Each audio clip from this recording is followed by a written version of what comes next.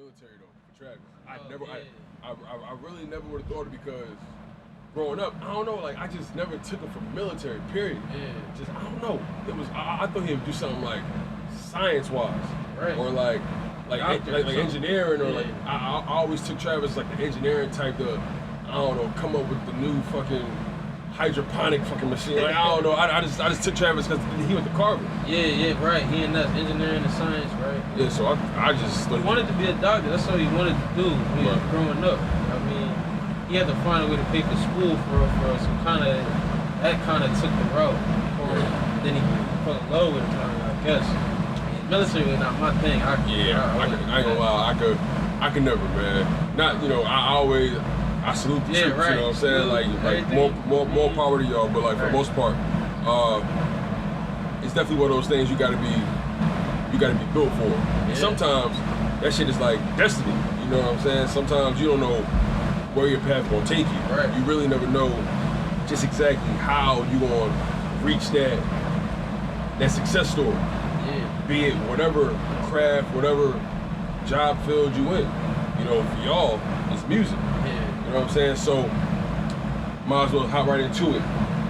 Welcome to the Let's Be Honest podcast, you guys, and I'm joined by none other than Sound Daniels and Lendelh. You know what I'm saying? These guys is putting out very, very dope content, very dope music. I want to say they just released Mutual Friends or re-release? Yeah, Deluxe version. Deluxe version. Okay. So tell me about that. Why the re-release? Because actually, you know what? I'm gonna start here. My first time hearing it was the Deluxe version. You know what I'm saying? And I just got like a crash course in y'all music, and I'm like, yo, I really fuck with the production, this like the vibe, the energy. I fuck with y'all delivery, y'all cadence, y'all style. You know what I'm saying? Like how y'all talk your shit on them beats. For example, in particular, what's for the first track? Nothing to please. Not easy please. That beat crazy for one. Y'all make your own beats? Hey, this the guy right here. Y'all Maestro right here. No, bro. My man, I'm not going spicy. I'm listening to it, and what I'm noticing first is the attention to detail when it comes to production. Yeah. You know what I'm saying? Like, when it comes to production, what's the first thing that you hear? You know, before you even probably put your hands on the needle. You know what I'm saying? Yeah. On the dial. What's the first thing you start to hear? Because the production is, I'm not gonna lie, for y'all just being up and coming, it's some of the best production I've heard as of late. Really appreciate it. Yeah, that's my humble opinion. You know what I'm saying? Yeah, I mean, it's just I make beats like based off emotion sometimes, like whether happy, sad, depressed. From there, I get a melody, and that can take a while, an hour, just to figure out the melody sometimes. Then once I figure that out, everything else just comes natural. Yeah. Kicks, snare, hi-hats, all that. Yeah, I kind of look at producers like they play a unique role in music. Yeah. They can either amplify the artist or cast a shadow over the artist. You rap too, right? Yeah. So,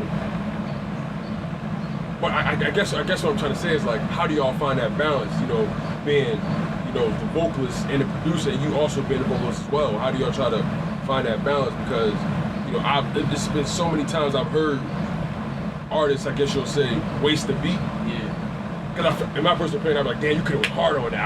I hear you could have got more out of that. It's artists that get the most out of beats, and it's some that just let the beat work for them. Exactly. Yeah. How would y'all describe y'all style when it comes to how y'all lay the track down? Well, what I would say is that I think as much it's the time that we spend together. For one, for me, that's how I feel it is. Whereas though when we get into the creative state, it's like it's easy to make this music because I know how he feels. He know how I feel sometimes, and it's like we just bounce off of that. And then it's like with all of the creative things that he has on his plate, it's like I could just eat off of that plate and just get everything out of that. And we just kind of like join the forces. Like a funny thing I always tell him is like he like Goku and I'm like Vegeta. Like, bro, it's like, okay. It's like because he's the guy that he's got the beats. He's the like he's the guru, and then I'm the one that's just like. Once we fuse together, that Gogeta is like Gogeta crazy, it's over. And I think that's what I hear. I hear the chemistry. Yeah. Y'all cousins, right? Right. Yo, that's dope, bro. Because it's nothing like it's no business like family business. You know what I'm saying? And at the same time, with family in business, it can get complicated too. And you know, once you get at first, it starts off creatively, it starts off fun. And then once y'all get noticed, when y'all get noticed, that's how I look at it, is when it happens. When y'all get noticed, when y'all get that opportunity to take y'all craft to the next level, you know, y'all will bump heads on maybe a concept, maybe hey, I'm trying to go in this direction. How do y'all maintain that unity through it all? Because I'm sure creatively y'all can have two various opinions. You might want to go this way, you might want to go that way. How do y'all find that common ground? I think, well, when it's a collab like Mutual Friends, you know, Mutual Friends is about a certain topic, as you heard throughout the songs. There's a lot of trust issues flowing through Mutual Friends. Yeah. I'm not going to hold you. That's true. Yeah, so it's a concept. We stick to a concept on a collab. It's different when we have our own separate projects. Like me and him both work on different things. But when we come together, it's well thought out, you know, and we go off of that. I think another thing is that, like when we come together, it's as if we're bringing all of the emotion that we both are feeling, just like sharing it. It's funny that sometimes, like in Mutual Friends, you can hear it's like these two guys both are going through the same type of things, and it's like y'all bounce off each other very well. Bounce off of it, right? And it's like, cause we have conversations about this. I'll hit him up like, yo, this shorty, she did this, that, and the third. Now I'm feeling this way, and then he'll tell me something. Then it's like we just, you know, we move off of that, and then we find a way to take like hurt, cause it's real pain in some of the music that we make, like, and then we just turn it into like good vibe, and like something that people can relate to in a way. Feel like how we feel when we hear our music. That's dope. You spoke about when y'all come together, it's usually a concept involved. Y'all usually came to a conclusion about the direction y'all trying to go already. Right. So Mutual Friends, how would y'all describe that concept? How would y'all unpack that for the first time listening? Which version are you talking about? The first or just the whole project? I guess the entire body work, deluxe version, no. Well, you want to go first, or? Yeah, you go. Well, I mean, I guess I could just give a back end of what I think when we came up with Mutual Friends and everything that comes with it. I think it just comes along the lines of what we were really talking about. So one of my situations would have been a situation that I think about.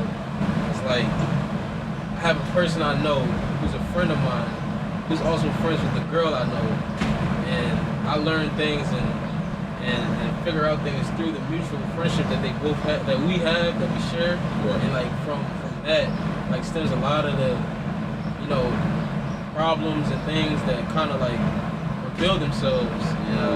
Yeah, so it's kind of dark sometimes. Think like that's real life though. Yeah, that's real life though. How about you? It's just from experiences, you know. I just tell my story. I took that concept and used it as an opportunity to tell my stories. Me with certain women, you know, and that's basically where that comes from for me. I missed your birthday on purpose just to come back around. Mm-hmm. Talk to me about that one. I missed your birthday on purpose just to come back around. That's a line right there. Yeah. Well, I won't put her business out there, but yeah, I mean, it was a girl that I was dealing with, and I missed her birthday. Then I was supposed to, you know, come around and celebrate, you know, her 21st with her. And I didn't because of things I found out through the mutual friendship that we had. And, kind of like looking back at the way I reacted to that, it's like I could have did it differently. You know, I could have maybe showed up, maybe just like. But if I did, like, we probably wouldn't even have mutual.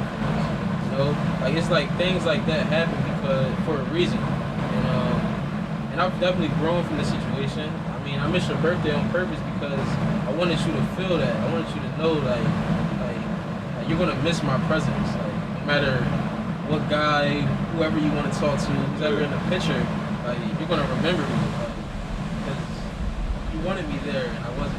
Just like I wanted you here and you're not here. Yo, that's some shit. Another line that caught my attention. You said, now at first when I first started listening, I couldn't tell your voices apart. Y'all sound so similar. But like, you the reason my heart is frozen, too cold to be broken. Who line was that? Yo, that's another one. Like that was. Yeah. Unpack that one, like. I mean, yeah, like it doesn't really, for that line, like it sounds like I'm talking to one person, but it really is a collective, different situation that I had with different women in the past few years. It's like I give my all, give my heart, try to, you know, just be there in a different way, because a lot of the relationships that I have with women, they're not like, they're never my girlfriend in a way. They're like situationship, I guess, you know? But it's like, it feels like a girlfriend to me, because like, I'm unpacking so much and we spend so much time together. And we do things that you would do with your boyfriend, you know? Or like, you know what I'm saying? But it's like, I'm not your boyfriend. You know what I'm saying? So, you doing the things to me and like, leading me on a path to make me think that, all right, maybe one day we can get there, then cutting it off or acting like this is nothing, that's what makes my heart frozen. Like, now I'm in a position like I don't feel like my heart can be broken anymore, because like I've done been through so much and now I understand how these situations go, and also that we're young. So I feel like I'm not gonna get my heart broken, because I feel like through time things have changed. Like people grow more, get more understanding. My mom always told me like, listen boy, like you too young to get your heart broke. Like it's exactly.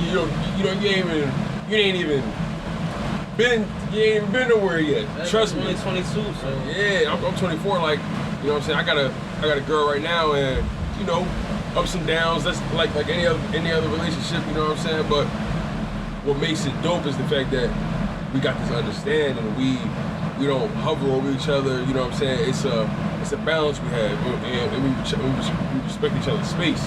You know what I'm saying? I think what I like about your music the most, y'all give me. Well, first things first, it's like the generation we're in now, as far as music, we're allowed to share.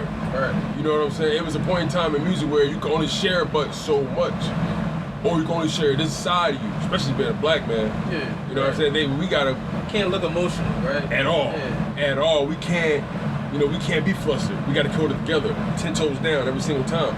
But there are times when we feel. There are times where we said, "Damn, shorty, that was a hurt piece." Yeah. You know what I'm saying? That's and I'm never afraid to show my emotion. Like that's the thing, and everybody that knows me knows that.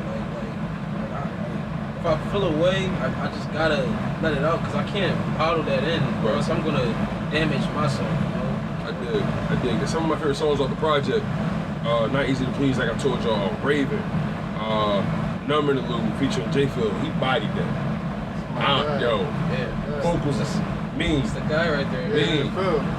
Yo, He makes beats too. That was his beat actually. Yo, man, he bodied that. Shout out to Jeff. He's coming, man. J Phil. He's coming, yo. Shout out to J Phil. Yo, boy, really, seriously. Running Game, Mutual Friends, and the title track. Just a lot of just dope. It's just a solid project. You know what I'm saying? Like I said earlier, I felt it was a sense of confidence, but blended and threaded with that confidence was vulnerability.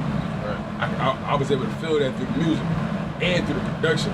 I feel like the production choices was so. The dopest thing about y'all is the fact that everything is in-house. And the fact that you can keep everything, the fact that everything in-house, the fact that the producer right here, the vocals right here, and you do vocals as well, y'all could create so much at such a rapid pace. Y'all don't have to wait on nobody. Y'all cousins, so y'all know y'all got a chemistry. Yeah. It's a different way you move. It's a different relationship. A lot of people, like the relationship that we have, a lot of people try to force that, or try to make that. I said that in one of my songs before. I was like, what did I say? We lived a lifestyle that people like to use the cameras to idolize and try to mimic that. Like try to make that their, like this is what they have also. But it's like we're not forcing this. Like, This is natural. Like, It's like we'll be doing this shit like even if we wasn't making music. Exactly. Like, We was playing basketball. We teammates. Like regardless. Like no, that's real. That's real. When it comes to production though, I want to key in on that because would y'all consider yourself like a production tandem or like the vocals or the production? Like how would y'all like? Because there are situations, for example, especially coming up, you have the YG DJ Mustard tandem. You know how they came up. They came out together. You got the Black Boy JB Tay Keith tandem. You know what I'm saying? Tay Keith didn't come up without Black Boy JB and vice versa. Drake and Noah 40 tandem. The Kendrick Lamar and the Digiphonics tandem, which is basically Dave Free and Soundwave. So it's like, is that like, would y'all describe y'all, I guess, the dynamic between y'all sort of like that creatively, I mean? Well, yeah, I mean, because before I started doing movies, I remember Austin was in college and he was, I was just singing the beats. Even when I used to make EDM, he rapped up this one EDM beat. Spanish thing? Yeah. It was a banger. It's actually a good song, yeah. I gotta hear that joint. It's posted somewhere? I think it's still on my SoundCloud. Yeah. I gotta hear that joint, but go ahead, bro. But yeah, so before I was even doing vocals, I was just singing to Austin, and I'm still that. Like, Austin's guy. Austin, if he need beats, anything, it's in the right time. That's lit. Now, how do you, I always wondered this when it comes to producers, how do you manage to not recreate the same beat or like the same, but like, I truly wonder this because I'm like, damn, like I know it's all these different sounds and all these different combinations of where you can put things together, but I just really wonder how does it stay fresh in the mind? Like how do you just maintain that creative just flow? Because the production on this project, each beat stands on its own. I think if you talk to any producer, like we make like so many beats, like so many. And sometimes we do make the same, but that doesn't mean it's put out. We have a lot of beats that we sit on. Me personally, I have so many, a ton. Like, but some of them sound the same, some of them are different. Yeah. Only a few are out there. It's kind of like you got to filter through it. Yeah. It's so crazy. A lot more. That's the funny thing about music. So much music. It's more music that stay on the laptop that get heard. Right. And I can't even imagine hearing some of my favorite artists like production or, I can't imagine hearing like an unreleased Alchemist beat. Or status selected beat, you know what I'm saying? Right. Unreleased, like, I don't know what they because, like their capabilities, what they're able to do with sound and their ability to still stay relevant in this 808 era is crazy. You know what I'm saying? Like, what would you say is, are you more of a 808 guy? Or are you more of a, I guess, boom bap guy? Like what's your preference? I like, depends on how I feel, Because I feel like 808 is more like new school, but I always like to prove my skill with beat making. Okay. So I like to do the boom bap. Yeah. I always try to, I have something to prove. I like that. To myself and to others right now. I like that. It's competition. The best competition is yourself. Yeah. The best competition, the only competition should be yourself. We wake up every day and we got so many things we want to do, we want to accomplish.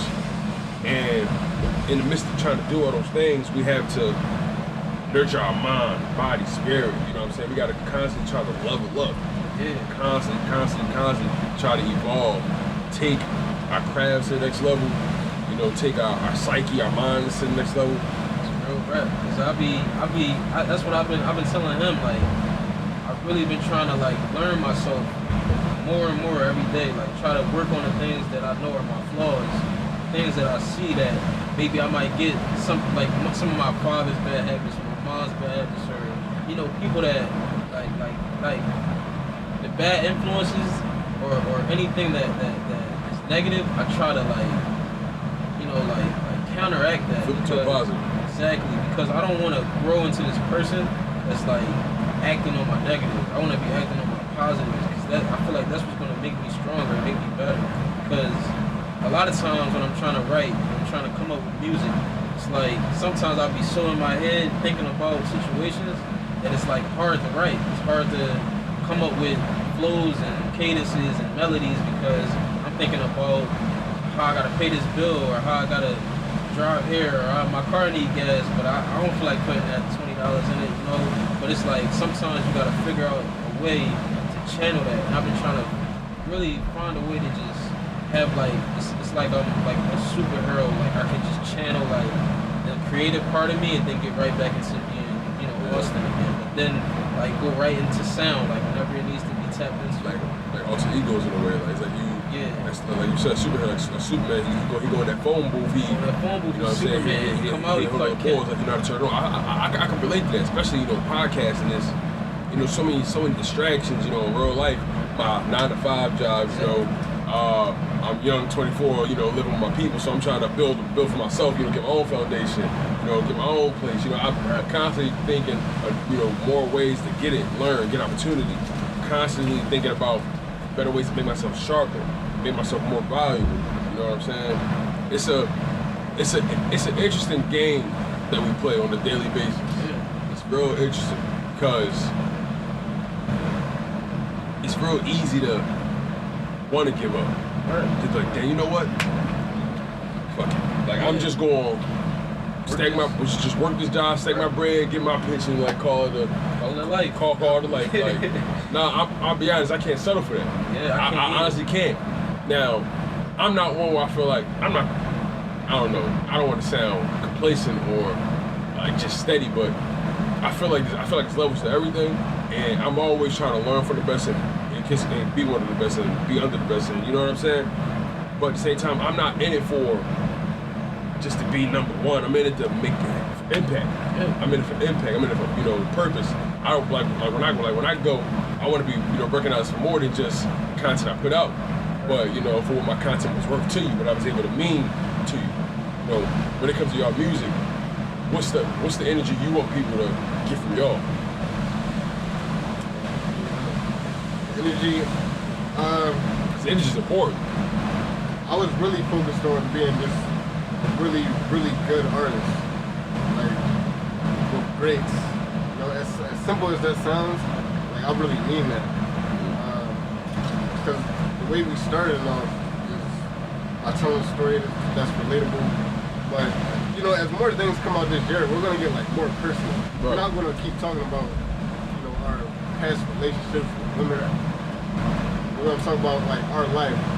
I feel you, but like at the end of the day, if that's your life, that's your life at the end of the day. You know what I'm saying? Like if you were just a young heartthrob that's just always that's just going through the situationships, that's your life at the end of the day. Like regardless, I feel like it's about telling your truth.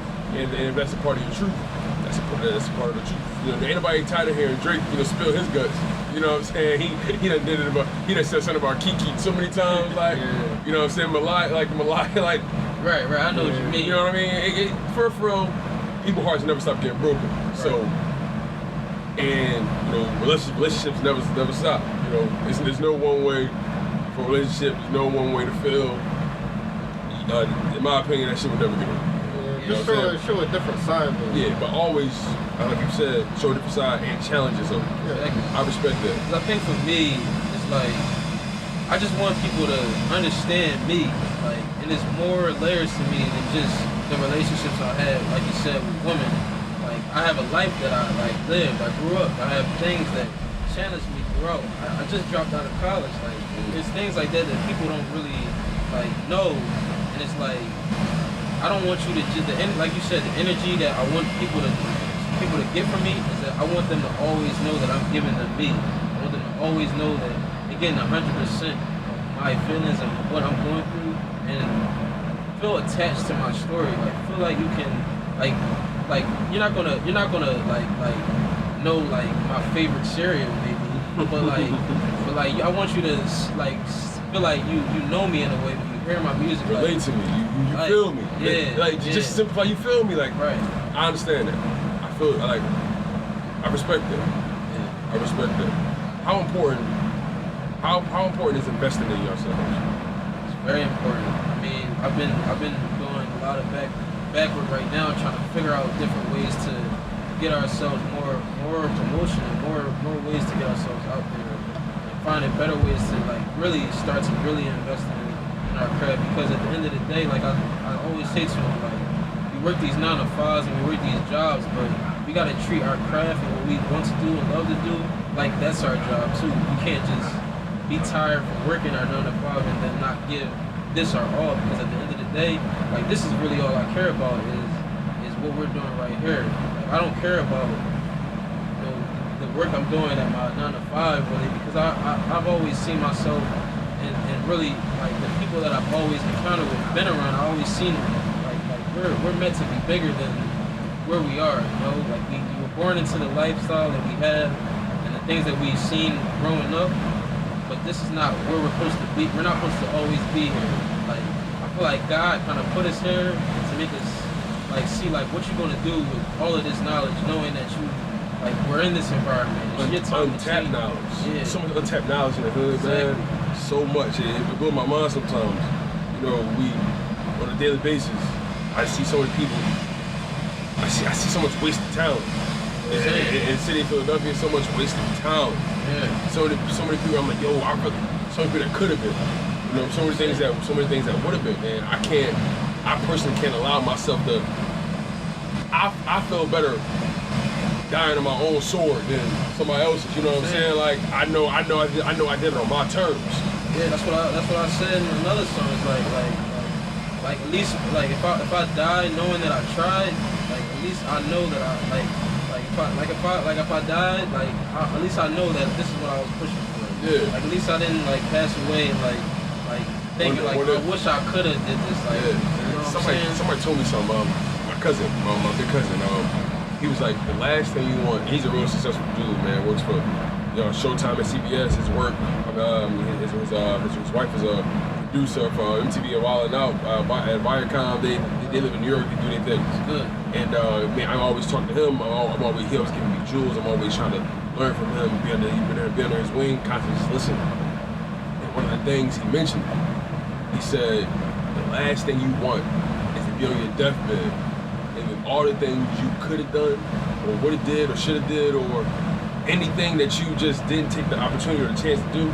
The last thing you want is for those things to take shape in human form and ask you, why didn't you try me? Why didn't you? Right. Like, I can't imagine this podcast taking a human form on my deathbed and it's just asking me, damn, why didn't you attack that idea when you had the chance? You know what I'm saying? You had the opportunity, you had the idea. Why didn't you bring me to life? Yeah. You know, I can't. My biggest fear is having that weigh on me, and I got to do everything. I got to do everything that God pushed me to do. I got to do everything that I feel is like that's my impulse. That's my passion. I gotta live and die by that. Yeah, that's what I say, because I hate hearing people say like it's usually like older people that are like that you know that they went through their struggles, they went through their time in life, and they chose that like maybe what they wanted to do just wasn't making them money or wasn't getting them past the point that they were at, and then they get to a place in life. When I'm seeing it with a lot of family members that I have, and they always say like, well, I wish I would have just did this. I wish I would have. It's like you could have. Like it's all about taking a gamble, taking a risk. Yeah. Like you just go doing it. There's jobs that I've had that I was making like $8 an hour, and I just decided like I'm walking out of this building because I know that I can make more somewhere to maintain myself. And it's like if you don't have that type of mentality, it's like you probably are going to just end up stuck. And the other side of the coin is we got especially our people. We push a lot of our young people to grow up so fast. Right. We push a lot of our young people, our young black people, to become contributors to the household so quick. Yeah, right. We not giving enough time to learn who we are, travel, figure out what we want to do. Billy in the Burbs is able to go to Moscow and go to Saudi Arabia and travel on his parents, on his parents' dime because he has that ability, that he was blessed to have that, that privilege. You know what I'm saying? It's a different ball game we play. We really gotta. Our sacrifice comes with a lot more consequences. Being black, being creative, that's a scary thing. Yeah, being black and creative is a scary thing in 2019. It has always been. And by our people being in this matrix, this system that was preordained, not designed for us or by us, it makes it harder for us to win. It makes it harder for us to attack our dreams, attack our goals. You know what I'm saying? And I swear, I try to tell all the young people I come across, all the young people that still got a chance, really got a fair shot at it. Yo, do it. Whatever you want to do, what make you happy? At the end of the day, if you had no limit, what would you be doing? I ask young people that a lot. If you had no limit, what would you be doing? Oh, well, you know, I really want to be a detective, you know, like a private detective. Okay, bet. Yeah, here's the path. You might have to be a cop first. You know what I'm saying? Yeah. You know what I'm saying? Then, all right, boom, you might have to be a detective. You might have to get to a certain level to get to that point. But the thing is, to know that it is possible is all our people need to know, need to hear, need to see. Exactly. You know, a lot of our people, a lot of our own people don't see past 4 walls or their own hood, their own block. That shit is scary to me. Get stuck in a place that you were placed at. A hamster wheel. It's not meant for that. You're meant to branch out and see different things. Like for me, I went to school. I went to Penn State. I've seen it all. Like I've seen the different walks of different people. Like people that are like me, come from inner city or live in the outskirts or something, and they compared to someone that is like one of my friends. He's got a mansion. Like he's rich. Oh, trust me, I got college friends that got mansions too. It's house like as big as the block. I'm like, damn, like so this is all you? Well, yeah, you know, they just got a beach house, got all of that. Yeah, my parents let me use the beach house, you know. I'm like, damn, Sam. The fuck, like, I'm trying, you know, just nothing, man. Just a speedboat. Yeah, just okay. Mercedes Benz, No, S550. No problem. No, hey, listen. One day, that's how I look at it. One day it will come, and when it comes, it'll be glorious. That's how I feel about it. It make me that much more appreciative of what I've earned. I'm in love with the process, not just life, but you know, the creative process. You know what I'm saying? That's what makes the story better. Way better. You know, if I was born and I was rich, like where's really any pain coming from? You know, like I can't talk about a struggle if I never struggled. You know? Yeah, where's the hook, line, and sinker? Like, where, you know what I mean? It's, you know, I'm sorry. I'm kind of glad. Now I think about it, Gary Vee said this. He said, I'm gonna be honest, I'm so happy that I started where I started at. Because Gary Vee, you know, a lot of people think he started off, you know, rich because he worked at his dad's liquor store or whatever. But in the day, his dad was an immigrant. You know what I'm saying? He had to come from the bottom. Yeah. You know what I'm saying? And Gary Vee wasn't a smart, not smart, but he wasn't a school person for real. You know what I'm saying? But damn, like the point he's trying to make is just the simple fact that, damn, what the fuck I was trying to do? Gary Vee, man, that nigga just took me all the place. What the fuck was I going with that shit? Damn. But nonetheless, man, just being in love with your own process, understanding that we young as hell, and this can go so many ways. And who are we to put limits on ourselves? Who is anybody else to put limits on us? You know what I'm saying? And y'all in the music game, you know, music has transcended so much. The streaming era is king. How do y'all plan on, you know, have y'all thought about y'all blueprint in regards to trying to thrive in this streaming era where music is, you know, here this day, going the next? How do y'all plan to make your music last? You mean with streaming, like Apple and Spotify? Yeah, so the streaming era is like Apple, Spotify, like just streaming music. Like people don't buy the physicals no more.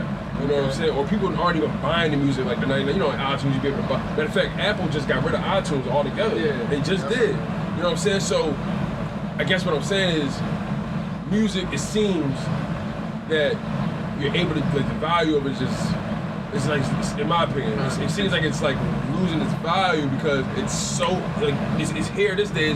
So much music comes out, the streaming era, it's so hard to make yourself stand out with so many people coming out through technology, new resources, new avenues to get yourself heard. How do y'all plan to make yourself stand out through it all? Like, you know what I'm saying? Because, you know, like I said, it's a competitive game we all trying to, you know, do our thing in. Myself in the podcast game, you know what I'm saying? You gotta keep up with the times. Okay. You know, we were putting music on SoundCloud, YouTube. then, were you used to be on SoundCloud? I was on SoundCloud. I actually was, and then I transitioned to Anchor. Transition to Anchor? Yeah, it's a new platform. Essentially, it's like so they kind of do a lot of the work for you as far as getting your podcast on every platform. Whereas on SoundCloud, that's your hosting platform, but you gotta apply for Apple separate, apply for Spotify. Kind of like a TuneCore or something like that. Like, yeah, musicians use music. So like, whereas on Anchor, by me transferring my podcast over there, I'm able to monetize my podcast. I'm able to. They're actually able to put my podcast on every platform: Spotify, Apple Podcasts, Google Podcasts, Stitcher, every Castbox podcast platforms I never even heard of. You know what I'm saying? It just allows me to really spread my voice in much more places versus with SoundCloud. So that's like you said, keeping up with the times, keeping up with the new wave in your craft. I feel you on that. Yeah, that's the point I was getting at, because it started with SoundCloud in the early years, but SoundCloud lost popularity. People started not using it anymore. Definitely. So we use distribution networks in order to get it on Apple, Spotify, Tidal, and all that. So that's just an example of keeping up with the times. So how important is ownership to you? Very important. Can't you, like, if you don't own it, you ain't gonna make nothing off of it, you know? It's true. Like you see it every day. Like some of these artists get on like platforms like the Rappers Club, don't even know what type of deals they sign to. And it's like, that's scary. I see that all the time. Yeah. It's a simple question, how you think, how you feel about your deal with them? Oh, man, listen, I got my bag. I got good. this jewelry on, I got this Benz, but they can take all that. I don't know. Like, you don't know how your paperwork look. That's the thing. That's a scary situation though, because it could be gone tomorrow. It could all just go. Yeah. And what a lot of people what they don't understand is, cool, you eating off your music. You don't care that you sold it all. You don't care that you signed it all over to the labels. Right. You're eating off it now because it's hot now.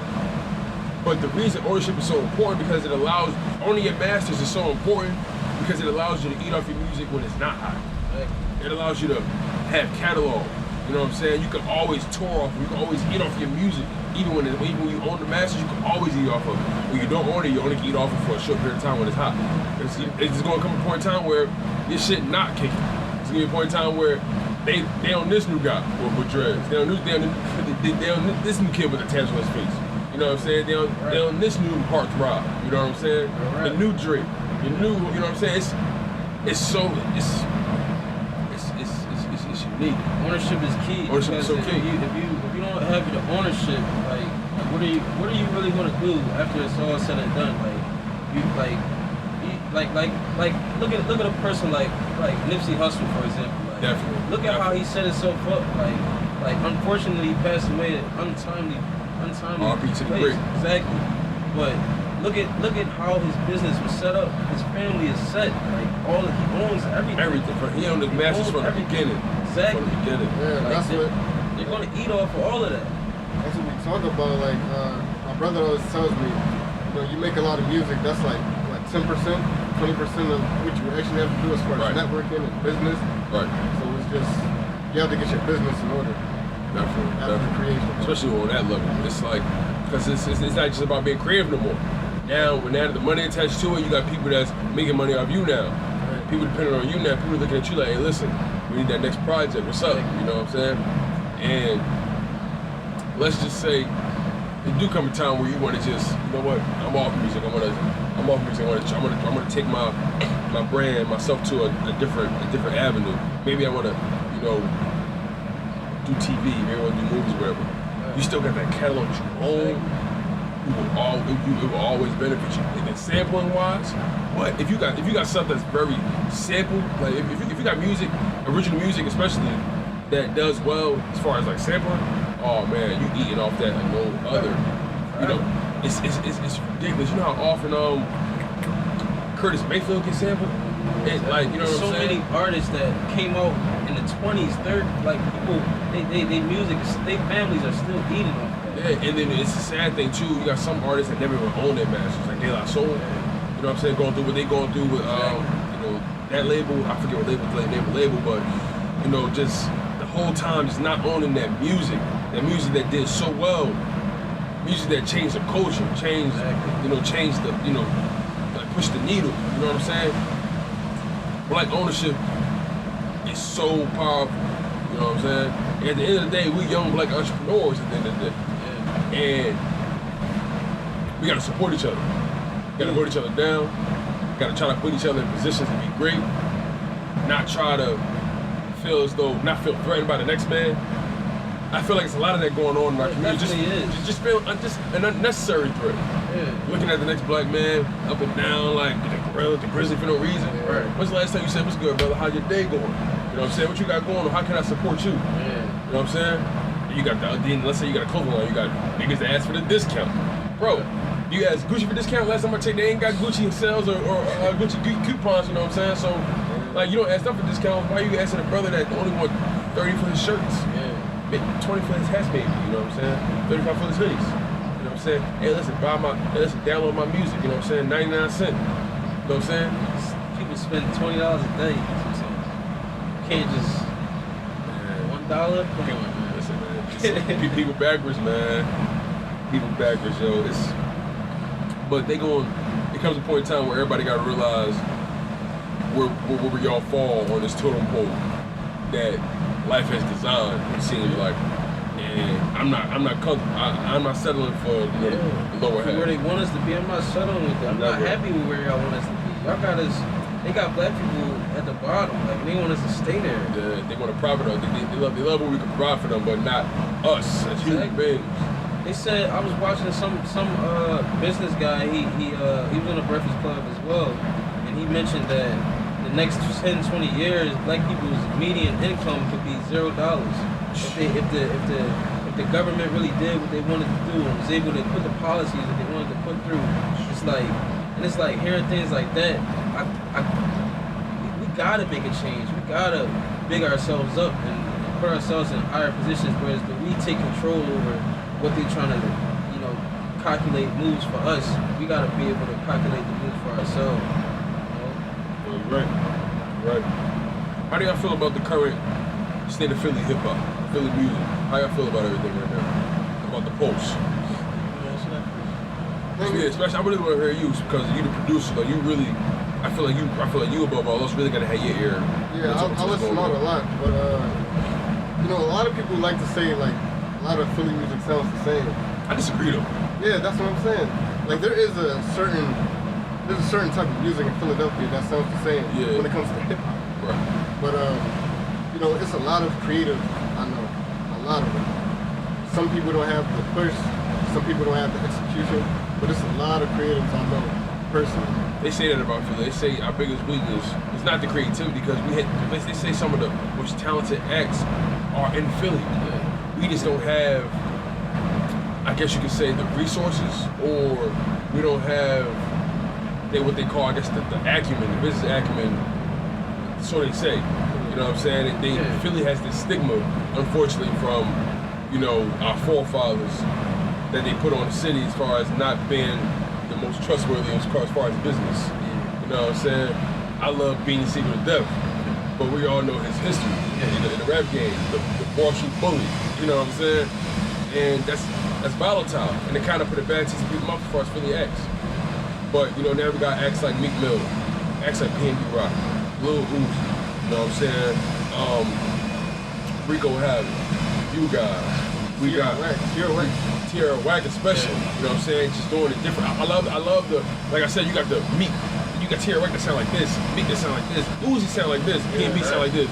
You hear these different pockets of Philly, and I love it so much.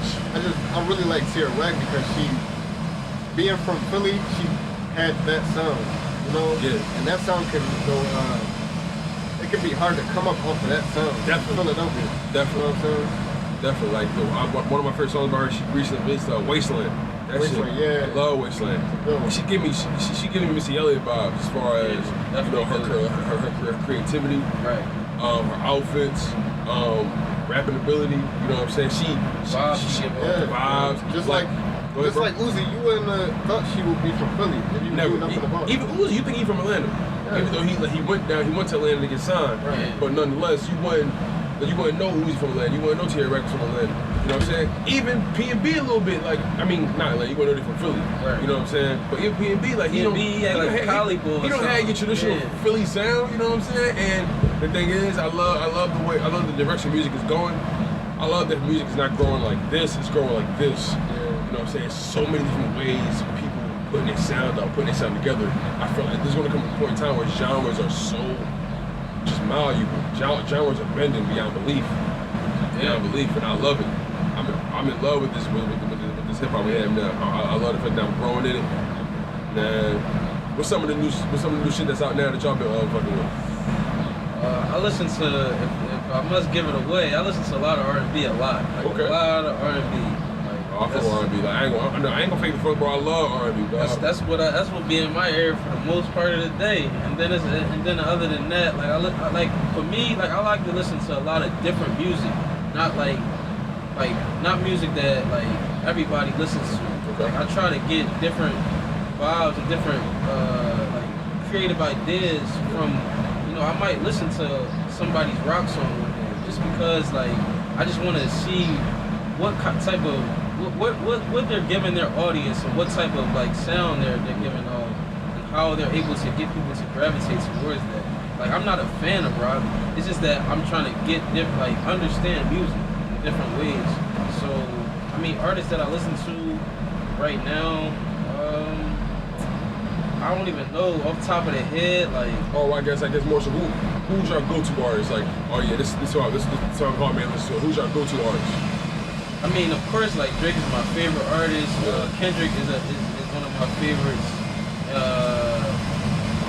Who else? It's a lot. Who am I missing out? Cause I don't want to just name big name people. I want to give some love to like a Joey Badass. Okay, yeah, Ab-Soul is my guy. I feel like Ab-Soul got an album coming this year. I know he do. He got to.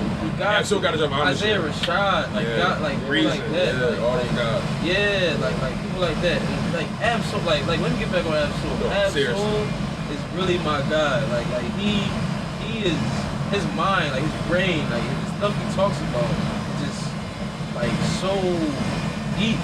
Oh, you're right. One of my favorite songs about him is Pineal Gland. Yeah, that's my song right there. I love and that song. What's the one? I think it's called Womanogamy or something like that. Oh yeah, Womanogamy. Yeah, you don't get it, but like people probably hear it, they probably don't get it. But Ab-Soul, he's so deep. Exactly. Like he had this what's the song? It's the first track off of his most recent was it War? Talking about when he came into electronica. Yeah, I know what you mean. He said I forget what it's called though. He said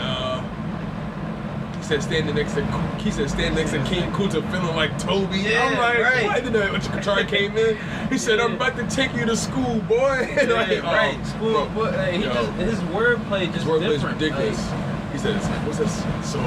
Solo, say it like you mean it. Like, he be going in like, the demeanor it's the meanest. Like, demeanor by the meanest. Like, he just keep it going. Like, yo, I never understood, like, he's not blind, right? He's like, he got like a condition about his eyes that he can't be in bright light. You know what I'm saying? But that's why he always got shades. Always. And real shades, like the shades that probably don't let no light in. Barely. But like Ab-Soul is definitely a dope artist, man. I can't wait for this new project. Like, I can't. I've been waiting for it. Like Ab-Soul, if you listening, we want that. You know? So it's gonna come though. But yeah, man, y'all got a lot to bring to the table, man. Y'all got a lot to offer, and I could the sky's the limit. Yeah. I know it's cliche, but some of the most truthful things are cliche. You know, some of the most positive things in life are cliche. You know, the sky's the limit for you guys, and I truly see I guess you could say, I see like I said, the attention to detail in the music, the effort. I can tell this isn't a one and done. There's a lot of people that make music and they create and they put that project out, they get the buzz, they, you know, for their homies, they hood, their neighborhood's popping, but they don't go nowhere with it. You know what I'm saying? They waste that momentum. And, you know, I really want y'all to capitalize on the momentum of this project, seriously. Yeah, we take our time with our music. Also, like we don't just go into the booth and just like that shit is done. Like we listen to it. I try to create bodies of work. Exactly. Like because people are listening to this. I want people to know that I took my time with this. I want you to know that we really were thinking about you while we were making this, so that you could know that we're not just putting out bullshit. We want you to fall in love with the sound that we give out. I truly fuck with your mindset. The mindset to truly take into consideration your consumer. Understanding that there are people listening to you. Understanding that your content, like understanding that you want to not just put out content, but content that has purpose. You know, give people new life. Maybe it may you might save a life one day with you. You know what I'm saying? That's real life. That can happen. You know what I'm saying? Like I could say, I could say, Kid Cudi has, saved like me, like many a times. Not from my own life, but as far as because I've never considered myself suicidal. Right. But more so, just growing up through the growing pains in high school, being an outcast, feeling like you Feeling different. feeling like you have to put on like a mask, to portray a certain image, for the woman or for the homies. You know what I'm saying? I truly just fuck with the fact that you guys are yourselves through the music, and I wanted to be understood as well that as black people, we're not a monolith. We're not just one singular identity. We are black people. We are on a spectrum where we're not just one thing. So many layers. You know what I'm saying? I love anime. You know what I'm saying? Of course. You know what I'm saying? Dragon Like, Ball Z. bro, like I'm gonna finish Attack on Titan, new episode come out tomorrow. You know what I'm saying? Trying to Like, get on. What's the one? It's called One Something. oh, One Punch Man? Yeah. Bro, season 2 just came out. That shit. I feel like I'm the only one that doesn't like anime. Bro, like I can't stand no, but that's cool though. My point is like you got the brother that don't care for it, you got the brother that do, and that's okay. You know what I'm saying? Growing up, I used to always feel like okay, like I can't let niggas know I like anime and shit. You know what I'm saying? Like I can't let niggas know I'm still playing video games until 3 in the fucking morning. Like, you know what I'm saying? Like it's just certain things, that I'm not afraid to share about myself anymore because the way I see it, I'm me. Exactly. That's another thing with our music. Like it's hard to tell. Like it's hard to lie in a song. Like, flex. Because how are we gonna flex? We work 9 to 5s. We live like $400 rent. Bro, I feel you. Yeah. You got a lot of people that's flexing, studying their music. I'm like, but I know you, bro. Yeah, exactly. I know you. There's a lot of people that I hear their music and it's like I'm not gonna, do your thing. Like, but you don't got a Benz, bro. Yeah. Like you don't. Because people see you, people know you. Yeah. People know you. People grow up with you. You know what I'm saying? That's the thing. Like, you people, like as a creative, you gotta keep in mind when you put your voice out there. People know you for who you are. People deal with you on a regular basis. You speak your truth and your truth only. Real's always gonna last. That's what I always tell them. That's what's always gonna live on. People being real. Like, The thing is, you playing your songs, like I feel like you gotta be held accountable for your words. You're responsible for what you say in the song. Because that is gonna be there. It's out there. I've had situations just like how you asked me about the missing birthday. I've had the run-in with that girl. Like things I feel like are good now. I heard your song, Daniels. Like, what the fuck? Like, yeah, you gotta deal with that. You gotta get that phone call. Like, yo, I know you was talking about me. Like, so it's like. Hey, listen. Everybody, somebody is a part of somebody's story. Everybody a part of somebody's story. Anybody a part of somebody's story, man. That's all it is. And at the end of the day, live life on our terms. Do it how we want to do it. And everything else will fall into place. Everything else will. I want to thank y'all for joining the podcast, joining the Let's Be Honest podcast. You know what I'm saying? I try to pride this podcast on investing in oneself, motivating, spreading positivity, spreading love unconditionally. Trying to focus on creative people doing dope and different things, and just trying to put good energy out there, bottom line. And I appreciate y'all for being a part of this process, you know what I'm saying? Being a part of this journey, you know what I'm saying? I really appreciate you guys. Appreciate you. Listen, if y'all haven't already, make sure y'all go check out Sound Daniels and Lendel's re-release project, Mutual Friends. What's in my mind? I was thinking about a track listing. But anyway, make sure y'all go check out Mutual Friends, available on Apple everywhere. Anywhere you can stream music. Anywhere you can stream music. Go check out Mutual Friends by Lendelh and Sound Daniels, man. Make sure y'all also go check out the Let's Be Honest podcast, available on literally almost every podcast platform I can think of. YouTube, Apple Podcasts, Spotify, Stitcher, Google Podcasts, Castbox. Listen, you name it, it's there. Anchor. Make sure I go support the podcast. Make sure I go support Lendelh and Sound Daniels music. Mutual Friends. The project is out now. Please go check it out. Y'all were tuned into the Let's Be Honest podcast. I am your humble host, Big Bro Tone. I was joined by Lendelh and Sound Daniels. Make sure I stay humble, stay healthy, and most importantly, stay hungry. One love, y'all.